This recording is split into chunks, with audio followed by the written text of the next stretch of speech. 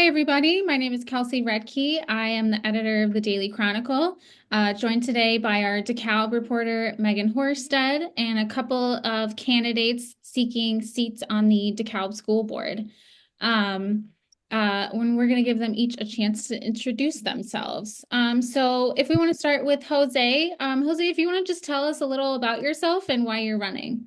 Hey, my name is Jose Jaques. People often know me as JJ as well. I am running for school board because as a member of this community for almost 29 years now, I've seen the schools change, stay the same, back and forth, different cultures, and I've always wanted to be a part of it and try to help in any way I can. I served as a school resource officer for the city of DeKalb in the DeKalb schools for 12 years. In that role, I saw a lot of things going on safety and security wise, as well as some of the things administration wise, and I feel I can positively impact some of the issues that I see there. Um, after, excuse me, not after, but during that time period, I was also in the National Guard. I served 34 years in the National Guard, retiring as a colonel just recently. And that leadership experience, administrative experience, um, bureaucracy experience should help me in this role as well. I look at my three main things I want to concentrate on is fiscal responsibility, safety and security, and trying to get more teachers into classrooms for smaller classroom sizes. Uh, I mentioned that I've been around for 29 years. I've had two of my own children go through the DeKalb schools. My wife is a retired DeKalb teacher. She had three children go through DeKalb schools. I have two grandchildren in DeKalb schools now, and one more that's scheduled to go in there. Well, she's two, so it's going to be a few years. But my family is deeply ingrained into the DeKalb community and in the DeKalb schools. I'd like to serve in any way I can. Awesome. Thanks so much, Jose. And we'll do Jim next. Jim, if you want to just tell us a little about yourself and why you're running.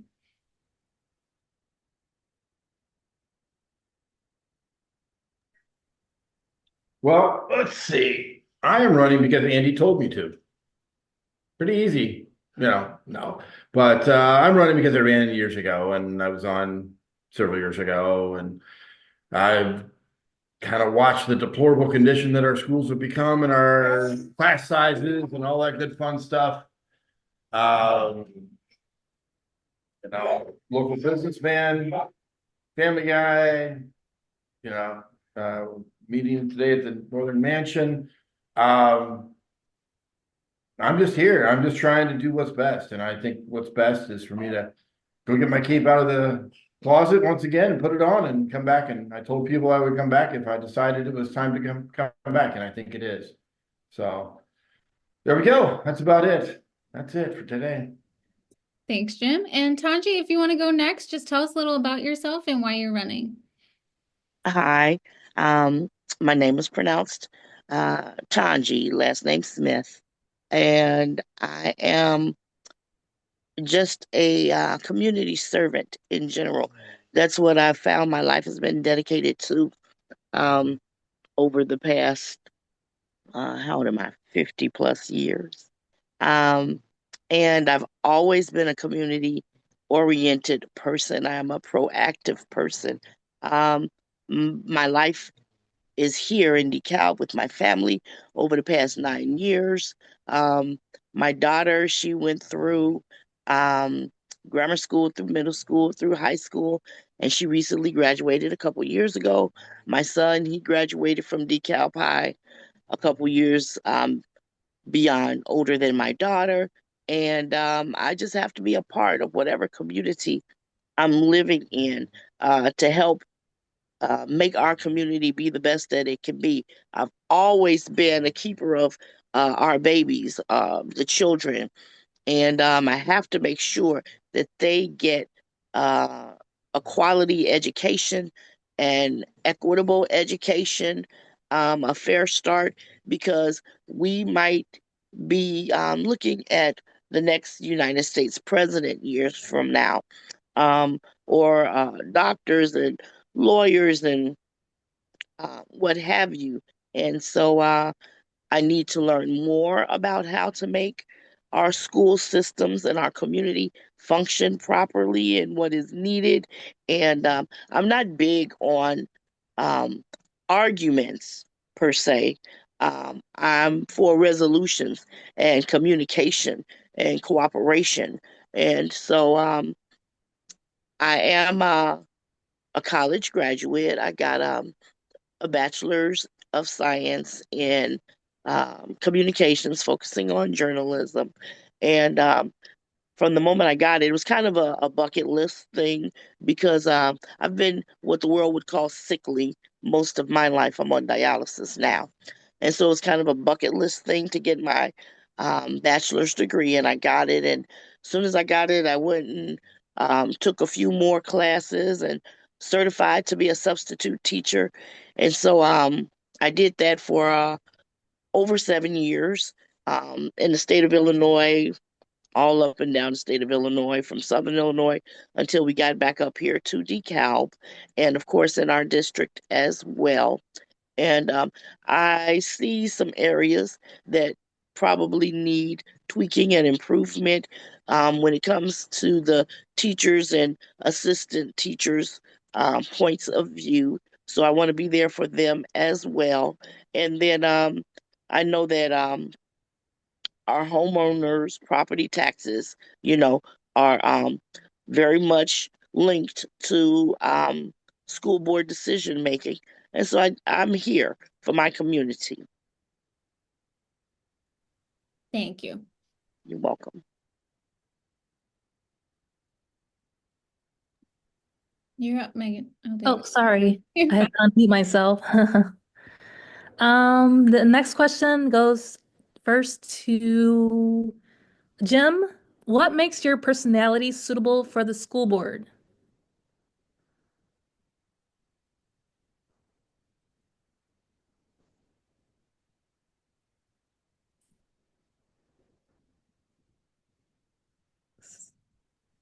I think you're muted, There we Jim. go. I was muted. Right? Now I'm not muted, right? You go. Yep. My personality is I'm very straightforward. I'm very blunt on occasion. I'm the kind of guy who cares and cares too much sometimes. That's what makes me who I am.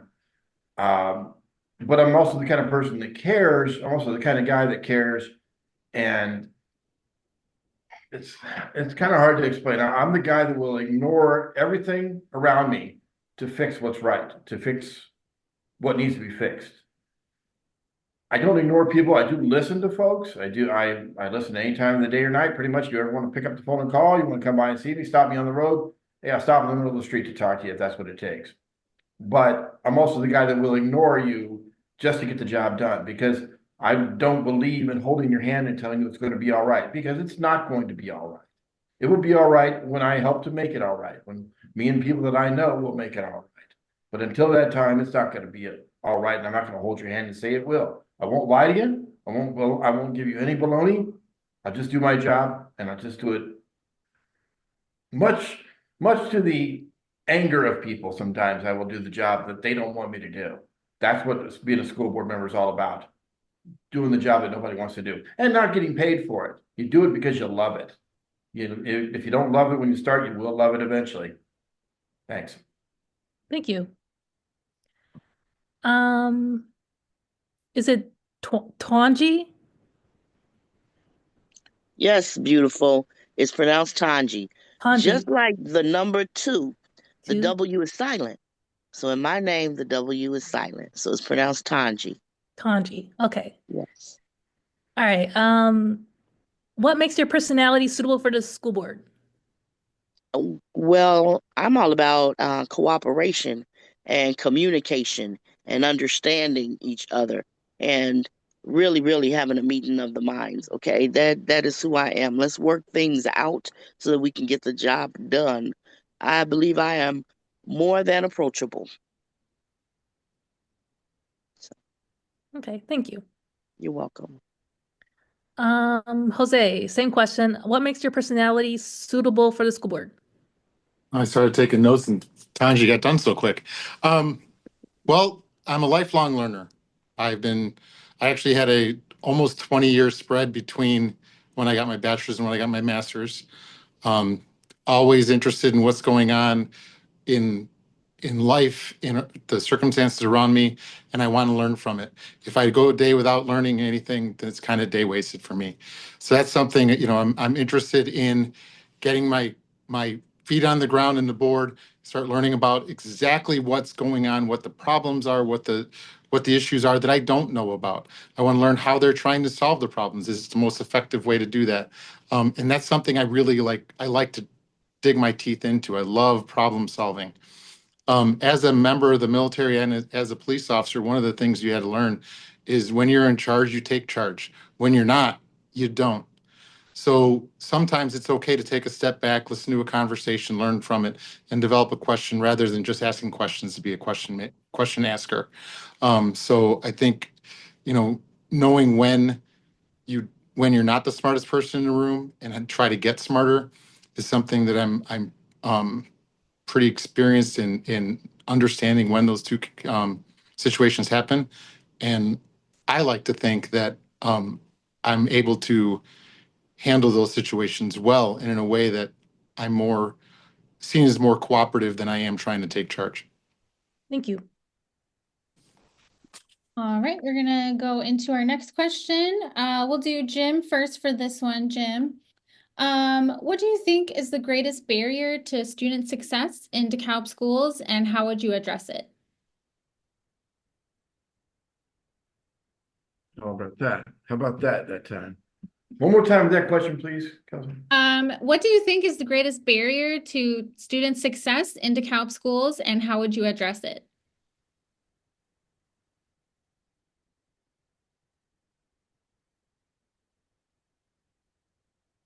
The myriad, is that right? The right word, myriad? And there's a bunch of factors with that, and everything plugs into the student. Moms and dads, teachers, administrators, common man, the police, fire department, everybody that the student will run into during the day, even the janitors at the schools will influence the kid to either excel or to not excel. That's why the way to fix it, the way to do it, I think, is to get everybody on the same page. We want our children to excel. We want all of our children to excel. But we don't have to adhere anymore to No Child Left Behind, thankfully. Thank God we don't have to hear that nonsense anymore.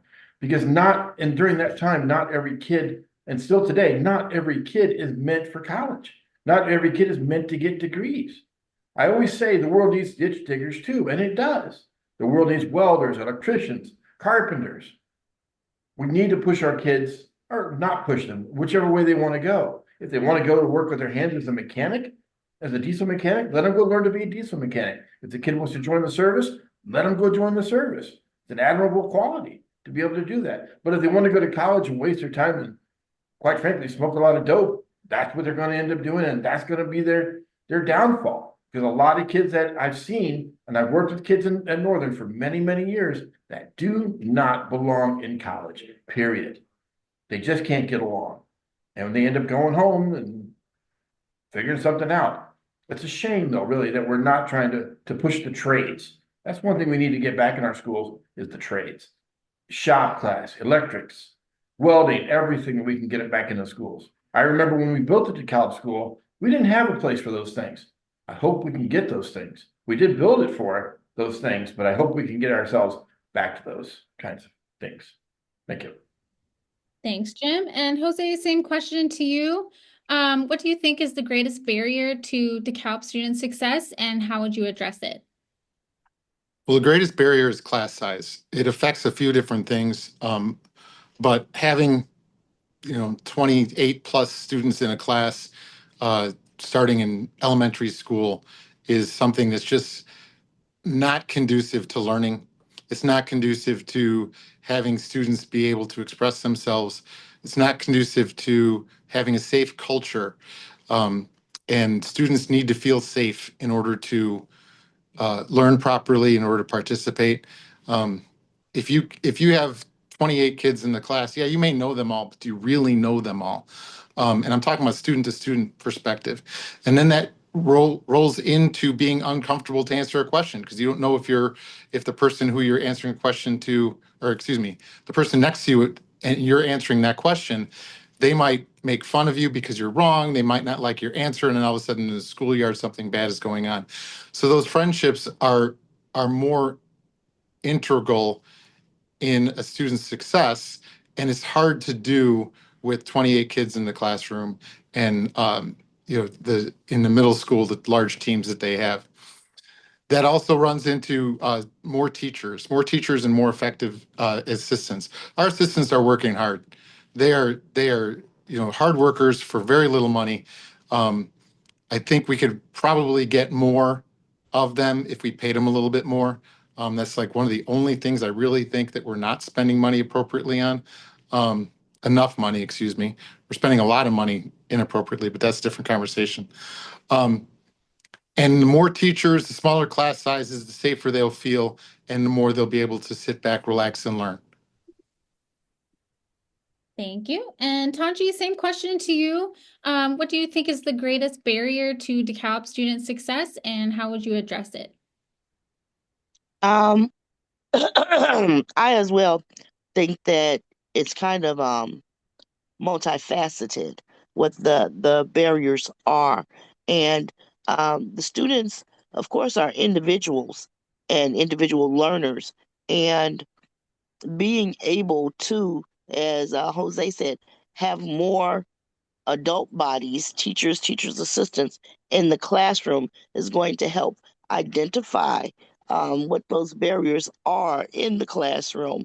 Um, Polling, surveying each individual student to find out what their strengths and weaknesses are, to help them succeed in the classroom is one of the major keys to finding out what's going on. It could be something going on at home. It could be something in the way their cognitive functions, the way that these students are learning. So starting to identify with the students on a personal level as to what their barriers are is going to be key for their success in our educational system. And then I also do want to agree with Jim. Uh, every student is not college bound. I agree with that wholeheartedly.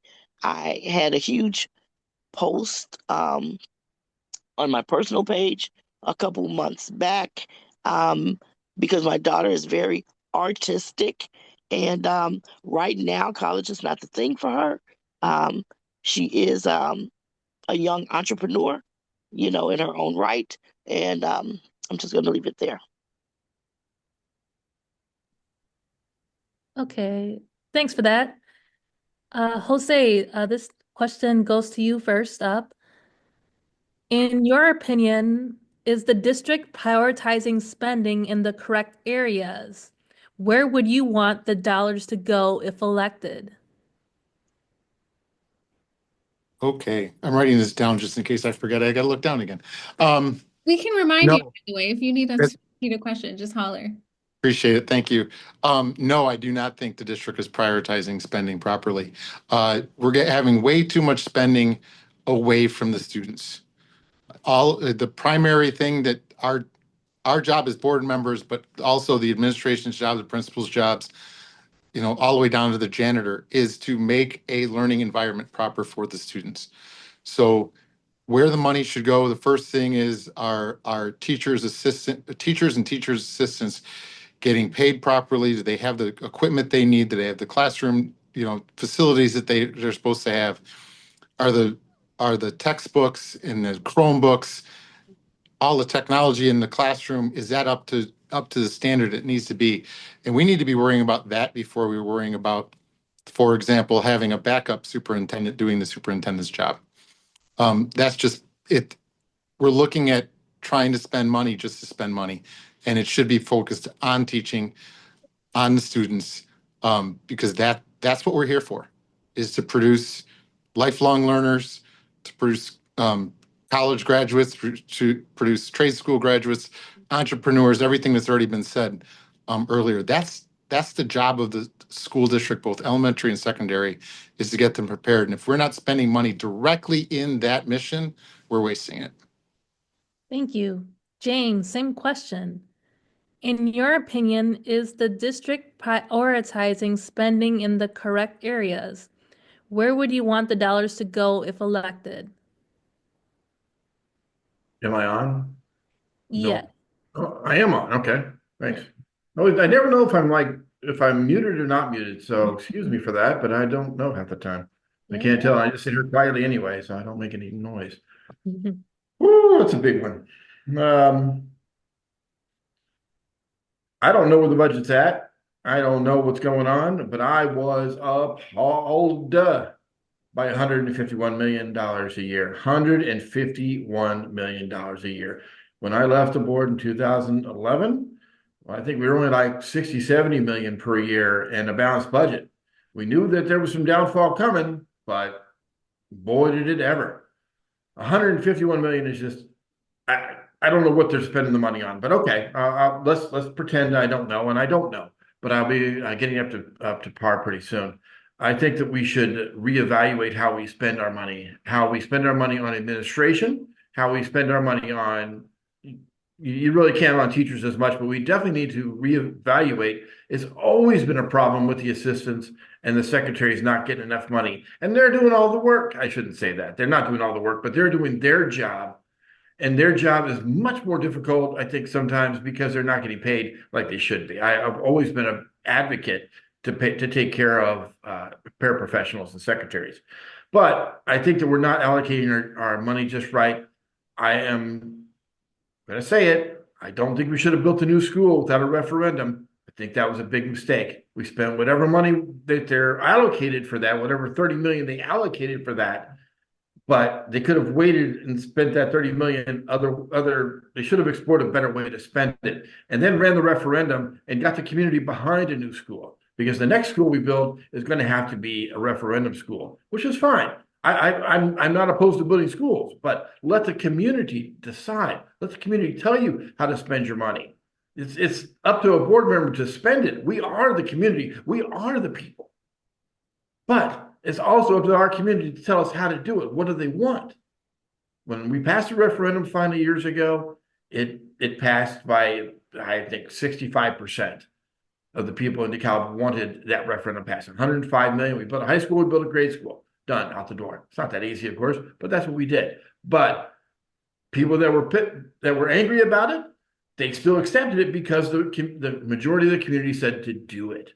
So that's one of those things that they got to be able to build on. They got to be able to spend the money properly, to allocate it properly. Because now our problem is we don't have the operational expense to spend on the new school, and we're going to have to do some swinging around. We're going to have to do some honorable dismissals and possibly a reduction in force. That will come next. Thank you. Thank you. Twangie.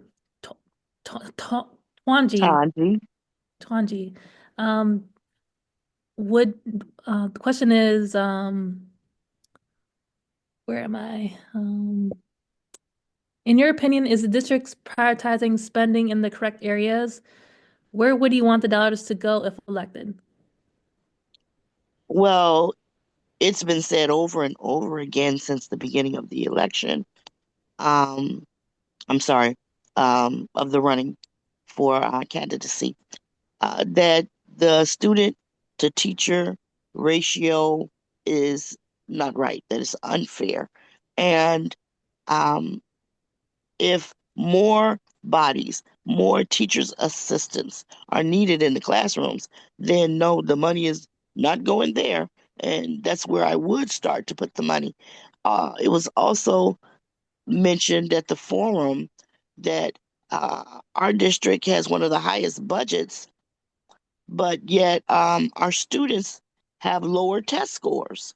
Okay, so that needs to be corrected. We shouldn't be spending gobs of money, and yet our students are like one of the highest learners in the nation. And so I believe with putting more money into the budget to hire more assistants, and don't just hire more assistants, give them a quality pay. When I first got here, I did start off as a teacher's assistant, and I had to let that go very quickly and just go back into substitute teaching because the pay of the assistants is atrocious.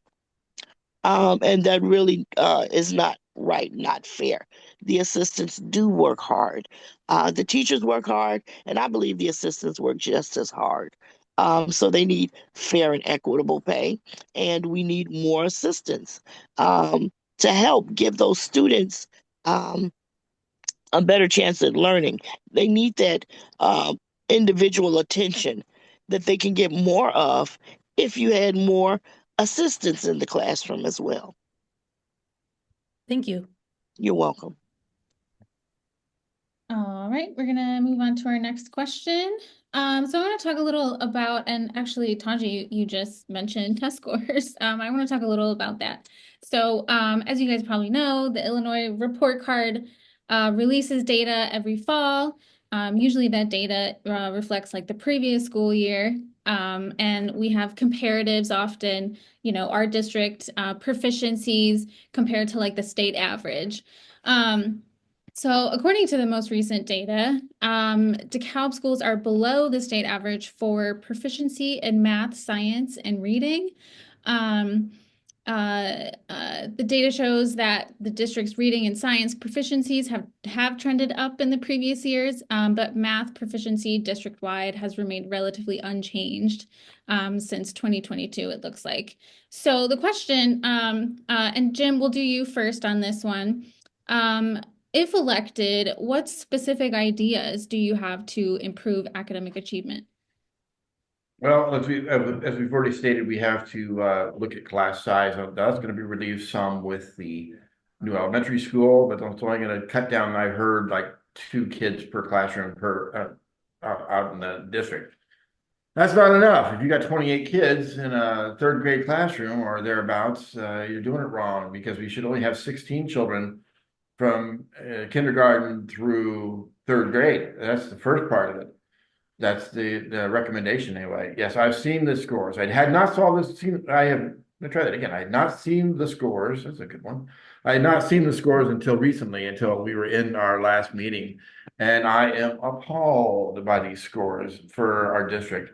Yes, we are spending $19,000 per student per year. Yes, we are below average for the state standards, but, and there's always a but there, but we're doing the best we can do with what we've got at the moment. Now, that changes when the new board comes on. Hopefully they evaluate who they have to hire to get it right and to do better. And that's one person. That is one superintendent, and that superintendent should be able to find the direction to go and make sure we do things a little bit better. We're not gonna do them great at first, but it's gonna get better over time. We had a superintendent that came in years ago and changed the ratio of students to teachers. And that was a really good way to kind of stretch things out at the time, and we could do that. And we got away with that a couple of times. We redistricted, trying to move kids around, move bus kids here, move them here, all that kind of fun stuff. But you get to a point where that's all you've done, everything that you can do. Now you got to build a school. Now you got to, make some hard choices. Now you have to do some things you don't want to do. But we suck at education in this community. We are doing our students horribly, and I don't know why. I don't know why, and that's what I'll explore as a board member. But we've done a disservice to these kids in this community. I understand there's a few children out there who are being advanced because they have to advance them, and the kids can't read. I don't know that for sure. It's only things that teachers and assistants tell me, but I'd like to think it's not true, but it probably is. Anyway, how do we fix this? Hire the right person, hire the right superintendent, get the job done. And that's what I will focus on in my tenure. Thank you. Thanks, Jim. And Twangie, same question to you. If elected, what specific ideas do you have to improve academic achievement? Well, one would be for the board to be able to have access um, at a certain time to our individual schools to survey and speak with the educators and professionals and get ideas from them as to what they think might be some of the causes for the low test scores or performances in the classroom, as well as reaching out the teachers and assistants, um, reaching out to the parents to let them know, um, this is what we would like to see from your child, your student, and what needs to be worked on.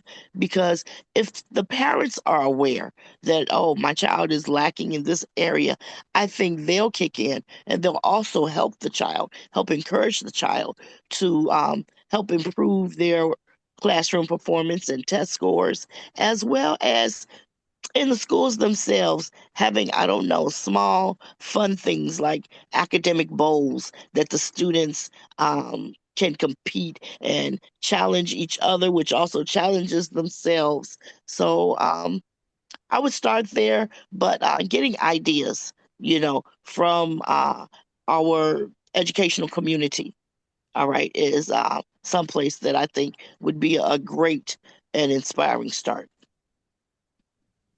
Thank you, Twangie. And Jose, same question to you. If elected, what ideas do you have to improve academic achievement? I totally agree with Twangie. I am a substitute teacher. I'm full-time substitute teacher in one of the neighboring districts. I see what's going on, but even with that, I don't have all the answers. So get with the teachers, get with the assistants, try to figure out, what some of the failures are, what some of the successes are. Um, Smaller classroom sizes will definitely help that. Being able to identify the people that are struggling, having the appropriate assistance and some of the specialties that Nick Atwood was talking about, the specialists, to be able to help in those students gain a little bit more success. But one of the other things that I'd like to make a comment on is that the system is broken, not our system, the testing system, the system in which we measure each other. And it really doesn't affect our standing compared to everybody else because all the other districts are broken as well, the way that they measure. We're giving kids tests that mean absolutely nothing to them and then measuring our school off of that. So these kids, it's a nuisance to take these tests. They don't want to take them. They don't want to have to sit down and you know worry about the test that's going to grade the school for a week because the administrators and the teachers are drilling it into them. This test is important. This test is important. And then when they ask, well, what does it mean? Well, it's how the school is graded. That means nothing to these kids. It's not personal to them. So one of the things I would like to actually sit down with the teachers uh, as well is to try to get ideas for incentives for these students to take the tests seriously. Because I think, yes, we have students that are not performing well across the board, but we're also looking at a lot of students that they fill in the dots without even going through the questions. I had a student finish a 1 hour assessment exam in 5 minutes. He did not go through it. And when I asked him, "Are you done?" "Yeah." "Are you sure you did your best?" "Well, I finished it." There's no incentive for them to do good. And I think that's one of the things we have to work with the teachers, and then we have to listen to them. We can't just say, well, this is a grade. We got to we got to take this seriously. Listen to them and try to get some ideas about how to get the students to not only understand the importance of these tests, but understand the importance of being lifelong learners. Thank you. Twangie, this next question goes to you. Do you support initiatives and programs in DeKalb schools centered around diversity, equity, and inclusion? And why or why not? Well, yes, of course. Everyone should have an equal opportunity to learn, to advance. And What were the other parts of it? Do you support initiatives and programs in DeKalb schools centered around diversity, equity, and inclusion? Okay. Why not? Okay. And the inclusion part of everyone, again, on an equitable playing field, to move forward, to get a chance to be a part of whatever programs that we have available to them. And we should have always had programs like that. Our students are diverse. We have a nice diverse population.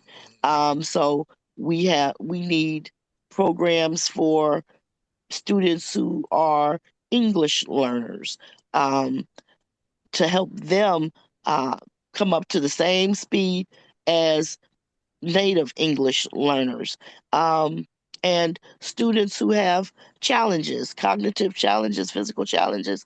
We need programs to make sure that they are on the same level playing field as students who don't. All of our students, again, should be top learners for our nation, okay, with the money that is being spent on them. So, yes, I support those initiatives. Thank you. Jose, same question. Do you support initiatives and programs in DeKalb schools centered around diversity, equity, and inclusion? Yes, I do. The programs that are centered around that, I'm not really sure that the I don't know how to say this without coming off incorrect. So let me think about it for a minute. The big thing is getting the obstacles out of the way. It's not about, where they necessarily finish. It's giving them every opportunity to finish to the best they can. ELL programs, English language learner programs, special ed programs, absolutely. We need to be putting the appropriate amount of emphasis on those programs to get those people excelling. The different meal programs that help the kids that come to school hungry. I mean, I don't know about you, but when I'm hungry, I'm kind of cranky and I don't really want to learn. So I would make sure that those things are in the way. If we have, I keep coming back to this, and I think it's just because it's that important. If we have smaller class sizes and we have more staff in the classrooms, then you can identify those students that are in need of the appropriate attention to get them in the right track of what they can get to be successful. I'm quite sure that there are students who need things in the realm of DEI that don't get them because no one's identified it. And they don't know what they don't know. So having more people be able to identify those so that they can either get the roadblocks out of the way or give them the assistance they need so that they can be the success that they should be. Thank you. Jim, same question. Do you support initiatives and programs in DeKalb schools centered around diversity, equity, and inclusion? Yep, sure do. I supported them before. I support them now. We've had DEI, right? Is that the right way you said DEI? We've had DEI, we've had diversity and inclusion for many, many years. I don't know what's new. I don't know what needs to be updated. Could be some things that need to be updated and whatnot. I have no idea what we're doing at the moment, but I know what we did in the past. We had a whole group come in and teach us about diversity and teach us about what we need to be at, and then taught the board this and taught our teachers and staff as well. I don't remember her name, but I can see her face. Anyway, she taught us really, really good. Robin was her first name. I can't think of her last name anymore. Excuse me. She was really good at what she did. I really enjoyed her work. And it really kind of got us thinking more along those lines. We were kind of already thinking that way in the beginning. We have a very, when it comes to inclusion, we have a very robust program to put our students that need inclusion, like physical or mental difficulties. Is the wrong. I don't like using that word necessarily. Physical or mental challenges. There we go. Challenges that we put them in a regular classrooms. I was an assistant for many years with a student named Tiffany. and she was in a wheelchair, and we would put her in the wheelchair, and she had a stand-up wheelchair, and she could hardly do anything, but at least she was there in the classroom interacting with the kids, and the kids loved her, and she loved them, and just that was one of my students that we did such a great job with. And I had many students beyond there that I see out in the community today that are still included in all this fun stuff and all the things that we do every day. And we made accommodations for them. We did so much good work back in those days. I hope we're still doing that kind of work today. I hope we don't have to talk about this and get it going again. That would really be silly. So I hope we have got our act together and we have kept this program afoot. Thank you. Thank you. All right. Last question goes to Jose. Why should DeKalb residents vote for you? Well, with my experience working within the district, outside the district, neighboring schools, I worked as a teacher, criminal justice in one of the alternative schools in their vocational programs called CT, Career Technical Education Program. I've dealt with students for 20 some odd years. I come from a family full of teachers. I understand the education system. I want to help. I've worked with community organizations. I've worked for the community my entire career. My whole goal is not to push some sort of agenda. It's to get our students the best education that we can afford. And now that I've mentioned something about affording, we also need to be making sure we're spending our money properly. You know, I've seen the money go out in ways that I really question. I don't understand. One of the places where I see it go out is a lot of the out of town service professional development opportunities. We have a school of education within our community. We have another one an hour and a half away. We have one of the major cities in the nation, an hour away, a 2-hour commute. Yet we're sending people to Florida, California, New York to get professional education. I know it's fun. I know it's a great experience for them, but is it a proper spending of our money? I don't think so, and that's what one of the things I want to look at. So I'm trying to preserve the taxpayers' money, make sure it's spent in the right way, trying to make sure that the education of our students is a quality one, and I'm committed to do that. Thank you. James, same question. Why should DeKalb residents vote for you? Good question. That is a good question. The last question was a little, but it's a good question why they should vote for me, because I'm a doer. I get things done. I get the job done. I know how to do the job.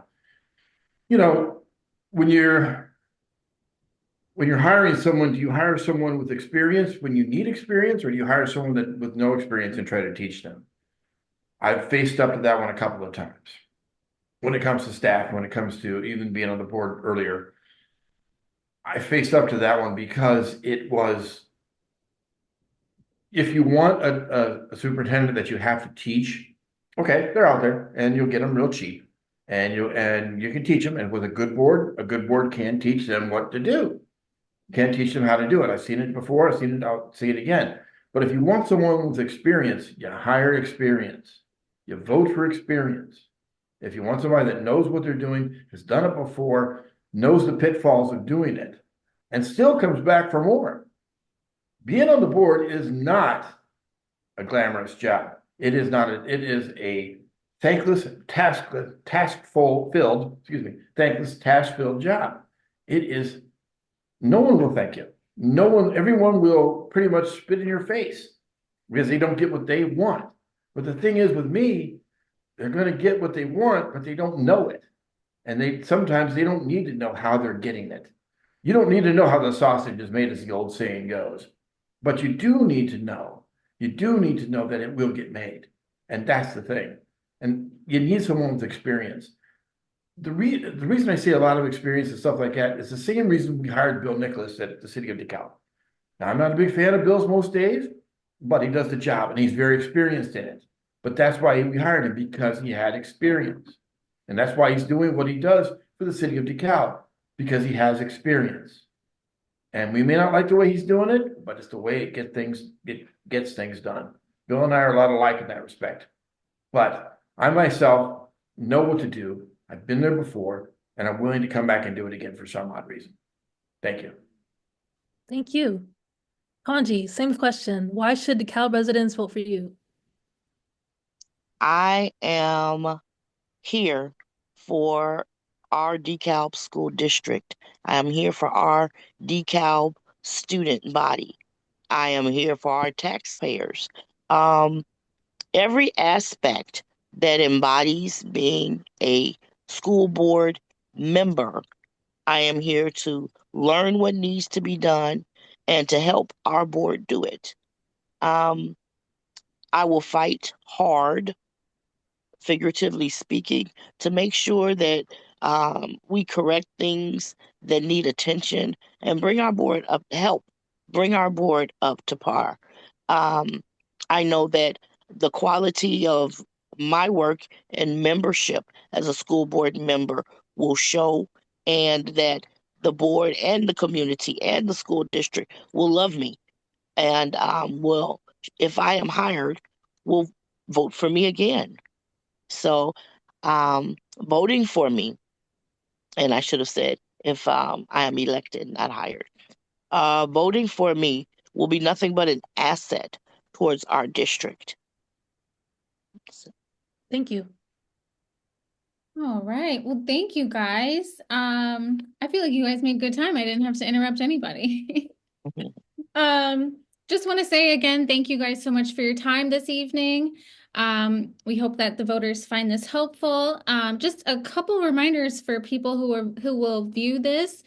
This video is not the only way that you can learn about candidates before you head to the polls. You can certainly watch this video. We do have an Election Central webpage on our Daily Chronicle website.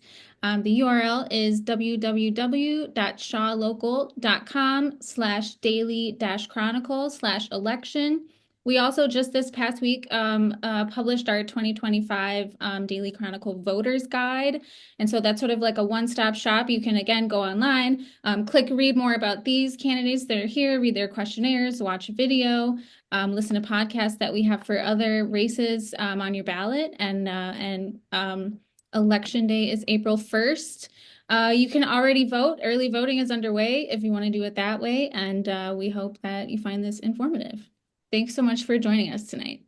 Thank you, ladies.